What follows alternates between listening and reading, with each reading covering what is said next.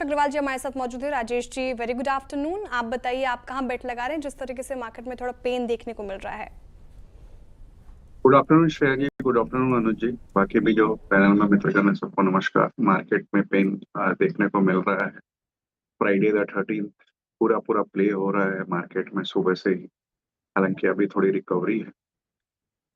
खास योगदान क्रूड का रहा, जहां हमने देखा 10% के आसपास का जंप आते हुए, तो ये दिक्कत है। बट थोड़ी सी मध्यम से लंबी अवधि की बात की जाए तो मुझे लगता है कि ऐसी कोई दिक्कत की बात है नहीं है। हो सकता है कि ये फ्लेयर अप नहीं हो। स्टॉक की बात की जाए तो बीईएमएल के साथ जाना चाहूंगा, जो कि न केवल डिफेंस में बल्कि माइनिंग और मेट्रो का भी प्ले है। नवंबर के शुरुआत में 123 बिलियन की ऑर्डर बुक थी, और जो मैनेजमेंट ने गाइडेंस दिया है वो करीब करीब 20% रेवेन्यू का ग्रोथ का दिया है। डिफेंस में और माइनिंग में एक अच्छी ग्रोथ की गाइडेंस दी हुई है। लॉन्ग टर्म प्रोस्पेक्ट्स बहुत स्ट्रांग है, क्योंकि ऑर्डर बुक बहुत हेल्दी है। नए ऑर्डर्स आ रहे हैं, मॉडर्नाइजेशन ऑफ डिफेंस व्हीकल हो रही है, और ये लोग एक्सपैंड कर रहे हैं नए डिफेंस सेगमेंट में के और एरोस्पेस में।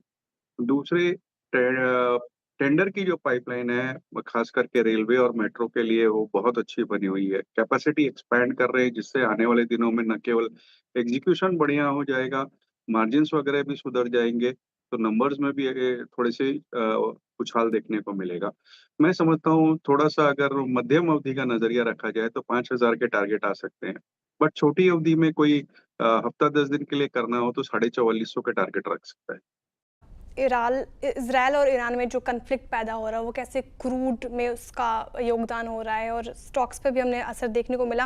राजेश अग्रवाल जी, आपसे बात भी हो रही थी और आपने मेंशन भी किया कि इसका टेम्पररी असर देखने को मिल सकता है। लॉन्ग टर्म में हालांकि कोई दिक्कत वाली बात नहीं है, लेकिन क्रूड में उबाल तो एक सरदर्द है। इसको कैसे देख रहे हैं आप? देखिए, भारत जैसे आयात प्रधान देश, जो कि करीब करीब 80% अपनी खपत को आयात करता है, उसके लिए दिक्कत की बात है, नो डाउट। अब अगर जो स्थिति बनी हुई है, कल रात से अभी तक देखें तो 10% के आसपास उछाल आया, अब थोड़ी सी कूल डाउन हो रहा है और 7% के आसपास उछाल है। अगर ये फ्लेयर अप नहीं होता है तो मुझे नहीं लगता है कि ये प्राइसेस टिक पाएंगे, क्योंकि अगर आप देखो तो ओपेक प्लस के लगातार बयान आए हैं, और पिछले दिनों जो बयान आए थे उसमें ये क्लियरली कहा गया था कि जुलाई से वो 4,11,000 बैरल्स पर डे की उत्पादन क्षमता बढ़ाएंगे। तो अगर डिमांड वैसे कुछ विशेष है ही नहीं, सिर्फ ये जो जियोपॉलिटिकल टेंशन अचानक से कल इजराइल और ईरान के बीच आया, उस वजह से ये उछाल है। अगर ये फ्लेयर अप नहीं होता है, कूल डाउन हो जाता है, तो मुझे लगता है कि क्रूड इस लेवल्स पे टिक पाएगा और वापस से नीचे आ जाएगा। इवन अगर नहीं भी आता है और इस लेवल्स पे भी रहता है, तो मैं नहीं समझता 75 डॉलर के आसपास अगर क्रूड रहता है तो कोई विशेष दिक्कत आने वाली है। हाँ, ये फ्लेयर अप अगर 90-100 वहां तक जाने लगता है, जैसे कुछ लोगों का बयान मैं सुबह से सुन रहा था, वैसा कुछ होता है, तो जाहिर सी बात है दिक्कत होगी, कोई डाउट ही नहीं है उसमें। पर इन लेवल्स में मुझे नहीं लगता कोई विशेष दिक्कत है। इस वक्त सेंटिमेंटल प्रभाव ज्यादा पड़ा हुआ है। अगर आप देखो तो पिछले 3-4 महीनों से लगातार क्रूड $70 के नीचे ट्रेड कर रहा था, कई बार तो 65 के आसपास भी ट्रेड किया है। तो ये एक तरीका से हमारे लिए बहुत पॉजिटिव बात है आने वाले दिनों में। अगर फ्लेयर अप होता है तो कुछ चुनिंदा स्टॉक्स जैसे कि ओएनजीसी, ऑयल इंडिया लिमिटेड, जो कि बहुत दिनों से लैंग्वेज कर रहे थे, वहां पर खरीदारी देखी जा सकती है। लेकिन इस वक्त मुझे लगता है कि थोड़ा इंतजार करना चाहिए, इस पर बहुत कूद के कोई नतीजे नहीं बनाने चाहिए कि अचानक से क्रूड फ्लेयर अप हो जा रहा है। चलिए, बिल्कुल इसकी बात करते हैं एक बार जरा अपने एक्सपर्ट से, फिर आगे बढ़ेंगे। राजेश अग्रवाल जी, अब दिक्कत ये है कि ये सारे के सारे स्टॉक्स इतने चल चुके हैं और वैल्यूएशंस इतनी डिमांडिंग है, लेकिन वीकनेस कहीं भी नहीं है इन स्टॉक्स में, तो क्या करें? देखिए, ये बात आपने सही कही कि स्टॉक्स बहुत चल चुके हैं। खास करके ऑपरेशन सिंदूर जब चालू हुआ उसके बाद से अगर अपने प्राइसेस खाली कंपेयर करें तो बहुत सारे ऐसे स्टॉक हैं जो लगभग दुगने हो गए हैं। अ, बहुत से स्टॉक 50-60% बढ़ गए हैं। लेकिन हमें ये भी नहीं भूलना चाहिए कि ऊपर के लेवल से बहुत अच्छा करेक्ट भी कर चुके थे। आज की डेट में देखो तो कुछ ऐसे स्टॉक्स भी हैं जो इतनी बढ़त के बाद भी अपने 52 वीक हाई से बहुत नीचे हैं। तो मैं समझता हूँ स्कोप तो है, नो डाउट उसमें, बट चूंकि इतनी छोटी अवधि में इतनी जोर के उछाल लिए हैं सारे स्टॉक ने, तो हो सकता है कि कुछ प्रॉफिट बुकिंग आए, कुछ लोगों ने जो नीचे के लेवल्स पे लिए वहां प्रॉफिट बुकिंग के मन बनाए। तो प्रॉफिट बुकिंग कंसोलिडेशन ये शॉर्ट टर्म में बिल्कुल हो सकता है, इसे नकारा नहीं जा सकता। लेकिन जहाँ तक लॉन्ग टर्म की बात है, मुझे लगता है कम से कम आने वाले बजट तक जो कि फ़रवरी में आएगा इस पूरे सेक्टर में थोड़ी-सी मूवमेंट रहने वाली है। क्योंकि जैसे कि अभी आपके सहयोगी भी बता रहे थे कि डिफेंस के जो बजट्स हैं वो बढ़ाए जा रहे हैं सारे ही दुनिया में, तो हो सकता है इंडिया में भी बढ़ाए जाएँ। और ऑर्डर बुक इनकी सबकी बहुत शानदार है, फिर वो चाहे एचएएल हो, बीडीएल हो या और भी कोई कंपनी हो। अभी थोड़ी देर पहले हम चर्चा में बीईएमएल को रिकमेंड कर रहे थे। एक दूसरा स्टॉक जो हमारी रडार पे इस वक़्त है वो कोचिन शिपयार्ड का है। अगर ऊपर के लेवल में देखेंगे तो 2900 कुछ रुपया का था। आज इतनी बढ़त जो ऑपरेशन सिंदूर के बाद हुई उसके बाद भी 2100-2200 में है, नीचे में 1200-1300 तक चला गया था। कंपनी के कामकाज की बात की जाए तो लार्जेस्ट पब्लिक सेक्टर शिपयार्ड है इंडिया में और मेजर रेवेन्यू नेवी से आता है। डीपी वर्ल्ड के साथ इन्होंने पिछले दिनों करार किया है, 22,000 करोड़ की ऑर्डर बुक है, नए ऑर्डर्स आने की पूरी-पूरी संभावना है और वैल्यूएशन भी देखेंगे ना तो करीब 30-32 टाइम्स पी पे ये ट्रेड कर रहा है। मुझे लगता है यहाँ पे एक अच्छा अपसाइड बन सकता है, बीईएल जैसे स्टॉक्स में बन सकता है, तो चुनिंदा स्टॉक में खरीदारी करें। शॉर्ट टर्म में करेक्शन आ सकता है, उसमें कोई डाउट नहीं है, लेकिन आप थोड़ा-सा नज़रिया लंबा रखेंगे तो एक डिसेंट रिटर्न पे बैठे होंगे। तो लंबी अवधि के लिए डिफेंस स्पेस अच्छा है। बीईएमएल तो पसंद ही है, साथ ही आपको कोचिन शिपयार्ड, बीईएल जैसे स्टॉक्स पर भी नजर बनाने की चाहिए। सोना 1 लाख के पार। राजेश जी, टेक्निकल व्यू तो लिया हमने, लेकिन मुथूट और मन्नापुरम क्लियरली अब मार्केट के प्रेफर्ड प्लेस गोल्ड को लेकर यही दोनों स्टॉक्स हैं और आरबीआई की पॉलिसी के बाद भी इन्हीं स्टॉक्स में हमने शानदार मोमेंटम देखा था। इनमें से कोई अभी भी आपकी पिक्स होगी क्या? देखिए, आपने सही कहा आरबीआई ने जब एलटीवी बढ़ाया था 75 से 85 किया था तो उसके बाद से ये मूवमेंट दिख रही है गोल्ड फाइनेंसिंग कंपनीज में। बट अगर हमारी पसंद की बात की जाए तो मैं समझता हूँ कि ये दोनों ने तो अपनी चाल चल ली है, तो इस वक़्त थोड़ी-सी कूल डाउन होने का इंतज़ार करेंगे। लेकिन कुछ बैंक हैं जो जिनका एक बड़ा पोर्टफोलियो गोल्ड लोन में जाता है, जैसे कि फेडरल बैंक है या कैथलिक सीरियन बैंक है, वहाँ पे हम थोड़ा-सा फ़ोकस देना चाहेंगे, ख़ास करके फेडरल में और कैथलिक सीरियन में, दोनों में हमें लगता है कि मौजूदा स्तर से कम 10-12% की बढ़त हो सकती है। तो ये 2 स्टॉक हमने न केवल बैंकिंग एज़ ए होल के लिए बल्कि इवन गोल्ड लोन वाले पोर्टफोलियो के लिहाज से भी रिकमेंड किया हुआ है।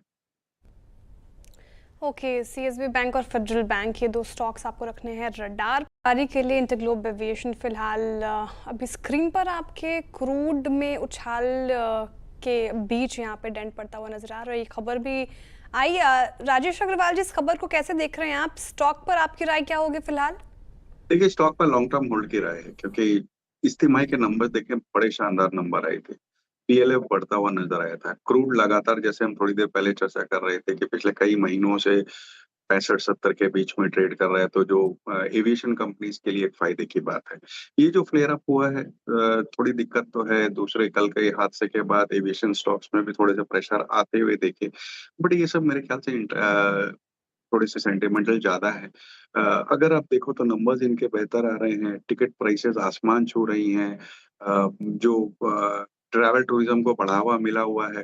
तो इन सब चीज़ों के बीच में मुझे लगता है कि अगर ये जो ब्लॉक डील वगैरह की बात है, उस कारण से थोड़ा-सा दबाव आए स्टॉक में और 4800-4900 तक आ जाए, तो वहाँ पे खरीदारी की सलाह रहेगी। टारगेट हमारा ₹5800 का है। ओके, इंटरग्लोब एविएशन में खरीदारी की राय फिलहाल, और यहाँ पे बाय ऑन टिप्स की रणनीति। राजेश जी, आपका मिड कैप फंडा। देखिए, मिड कैप फंडा के लिहाज से हम नारायण हेल्थ के साथ जाना चाहेंगे। जो डॉक्टर देवी सेठी ने फाउंड किया था और कर्नाटका और ईस्टर्न इंडिया में देखेंगे तो बहुत स्ट्रॉन्ग प्रेजेंस है और वेस्टर्न सेंट्रल और नॉर्दर्न इंडिया में अपनी बढ़त बना रहे हैं। 19 इनके ओन्ड या ऑपरेटेड हॉस्पिटल्स हैं जिसमें 5,908 ऑपरेशनल बेड है, 1,435 नए बेड जोड़े गए हैं जो कि बैंगलोर, कोलकाता, रायपुर में है। 700 करोड़ का केपेक्स इन्होंने कल लिया है और 2900 करोड़ का नया केपेक्स हो रहा है। एवरेज रेवेन्यू पर ऑक्युपाइड बेड देखेंगे तो क्वार्टर ऑन क्वार्टर बढ़त दिखाई है एकदम लगातार और केमन आइलैंड के भी जो इनके हॉस्पिटल्स हैं वहां से बहुत अच्छे रिटर्न्स आ रहे हैं।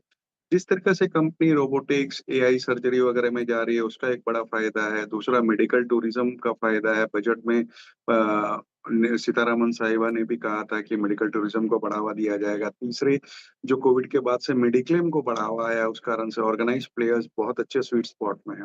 तो 2100 का टारगेट के साथ आने वाले 6 से 9 महीने के टाइम होराइजन में इसे खरीदारी करनी चाहिए। नारायण हेल्थ में खरीदारी की राय है फिलहाल, 2100 की टारगेट एक्सपेक्ट कर सकते हैं। टाटा मोटर्स से काफ़ी स्ट्रॉन्ग स्टॉक रहा है ऑफ लेट। मूडीज़ ने जेएलआर की रेटिंग अपग्रेड की है।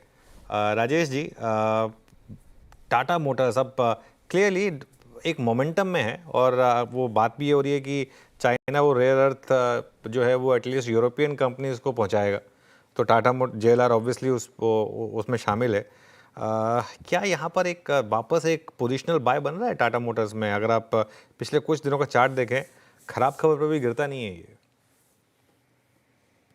ये मेरे लिए राजेश अग्रवाल जी, बिल्कुल। देखिए, टाटा मोटर्स नो डाउट एक अच्छी कंपनी है और ऊपर से अच्छा खासा करेक्शन देख चुकी है, लेकिन अभी भी मैं समझता हूँ जिस तरह के नंबर्स और आए हैं इनके मंथ ऑन मंथ, वो उतने एक्साइटिंग नहीं है।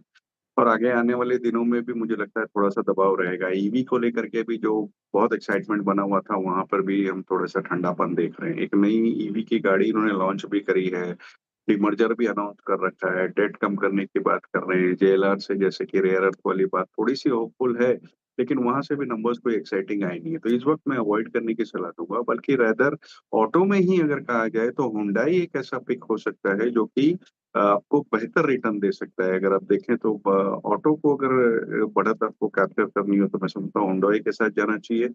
आपकी एसयूवी में लीडरशिप है उनकी, और कई गाड़ियों के पोर्टफोलियो है, खाली एसयूवी की ही नहीं है। क्रेटा तो अपने आप में मार्केट लीडर है, एक्सपोर्ट में बढ़ावा दे रहे हैं। उन्होंने जनरल मोटर्स का तालेगांव वाला प्लांट लिया, जहाँ की 8 लाख की कैपेसिटी से अब वो करीब करीब 11.25 लाख तक की कैपेसिटी FY 29 तक कर लेंगे। और सबसे अच्छी बात है कि 32,500 करोड़ का वो एक्सपेंशन कर रहे हैं, जो टोटली इंटरनल एक्यूरल से होगा। और लिस्टिंग के बाद से स्टॉक ने कुछ करके नहीं दिया है। क्रेटा की जो ईवी आई है वो भी बाजार ने बहुत अच्छी तरीका से ली है, तो मुझे लगता है कि यहाँ पर एक अच्छा अपसाइड हो सकता है। ओके, हुंडई में एक अच्छा अपसाइड हो सकता है। मीनवाइल मोमेंटम तो है खैर स्टॉक में, इस समय आपको ट्रेड करता हुआ दिखाई देगा। चलिए अब राजेश अग्रवाल जी, आपका क्या व्यू होगा बजाज फाइनेंस पर? क्लियरली एक सबसे स्ट्रॉन्ग स्टॉक्स में से रहा है ये। देखिए, दो चीजें हैं। एक, इस पे हमारा बहुत पॉजिटिव व्यू है। बिजनेस अच्छा है, ईयू में बहुत अच्छी बढ़त देखी गई इस तिमाही में, नंबर्स अच्छे आए। और सबसे अच्छी बात है कि अब जब ये 9,500 9,000 का स्टॉक हो जाता है ना, तो रिटेल थोड़ा सा अवॉइड करने लगता है। अब चूंकि एक का 10 हो जाएगा ये आफ्टर बोनस एंड स्प्लिट, तो मेरे हिसाब से 900 950 के आसपास की पोस्ट कॉर्पोरेट रिस्ट्रक्चर और एक्शन इनका ये भाव होना चाहिए, तो वहां पे रिटेल का इंटरेस्ट बन जाएगा और कम से कम 10% की बढ़त वहां देखने को मिल सकती है शॉर्ट टर्म में। लॉन्ग टर्म के लिए नो डाउट बहुत अच्छी कंपनी है, अच्छी परफॉर्मेंस कर रही है और आगे भी आने वाले दिनों में AUM बढ़ता हुआ नजर आएगा। बट हमारी पर्सनल पसंद इसमें बजाज फिनसर्व रहती है, क्योंकि एक तो बजाज फिनसर्व को अगर आप देखें तो बजाज फाइनेंस की होल्डिंग कंपनी है, उसके अलावा उनके इंश्योरेंस के दोनों वेंचर्स की होल्डिंग कंपनी है, जहां इंश्योरेंस के आंकड़े अच्छे आए।